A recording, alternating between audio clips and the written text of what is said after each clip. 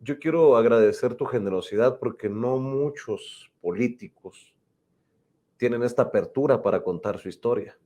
Y destaco varias cosas, si me permites. ¿Qué pasó con los panistas? Muy alejados de Gómez Morín, el panismo yo creo que es la peor generación del PAN en la historia, que no tiene nada de esa generosidad y de esa capacidad social, ¿no? Así lo Fíjate, entiendo. es que yo cuando trabajé en el TEC de Monterrey les decía eso, ¿qué pasó aquí también? Porque efectivamente en ese tiempo mi papá tuvo la oportunidad de una beca del 100% en el TEC, y no solo él, le dijeron, oye, Nicolás, ¿no tienes amigos tuyos así que estén así como tú, que tienen buenas calificaciones, que se quieran venir? Y algunos amigos de mi papá se fueron a estudiar al TEC en la misma circunstancia. Y muchas cosas que pasaban antes. Yo no puedo concordar por origen con los panistas en su ideario original, aún en el ideario de Gómez Morín. Pero estos, yo creo que Gómez Morín se moriría 3 veces seguidas de verlos. Se revuelca en su tumba. No, y los de Guanajuato, ¿cómo te explico? Que son una extirpe hiper corrupta, hiper todo, ¿no? Entonces, es como que la gente también entienda que en política, como dice el presidente, lo explica él muy bien, no hay blancos y negros. Y en todos lados hay gente buena y en todos lados hay gente mala. Y los panistas originales, pues tenían una ideología, pues sí, de derecha, por supuesto, confesional y demás cosas, pero no en la corrupción. Bueno, el propio presidente ha reconocido algunos, ¿no? Así es. Y luego hubo algunos que lucharon por lo que creían y lo hicieron bien. Pero estos, no, estos ya es una cosa muy fea, una descomposición terrible. Se me erizó la piel cuando mencionabas la experiencia migrante de tu familia y cómo esa experiencia de tu familia te tiene que llevar a poner a nuestros migrantes en el centro de este gobierno que en algún momento buscas encabezar, Antares. Porque ¿sí? en Guanajuato ha habido una gran simulación, disque de apoyo a los migrantes.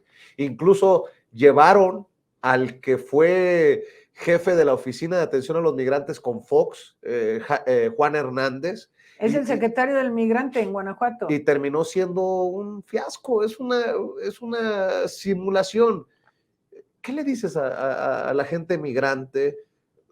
Incluso los familiares de gente que está en Estados Unidos ganándose la vida decentemente, que forman parte de esos héroes y heroínas a las que se refiere el presidente Andrés Manuel López Obrador. ¿Podríamos algún día regresar al sueño de volver?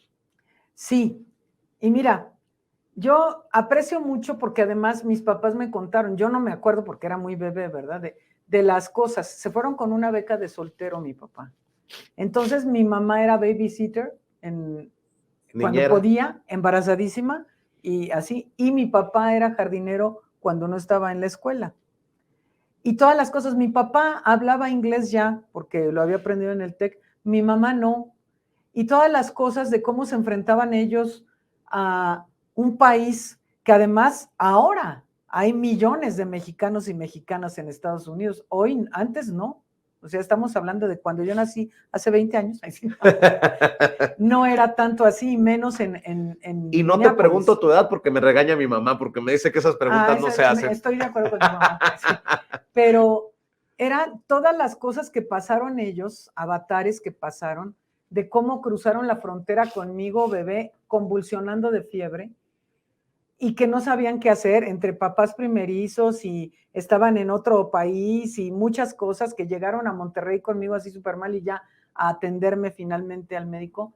Entonces, son muchas cosas y otras peores que pasan nuestros paisanos.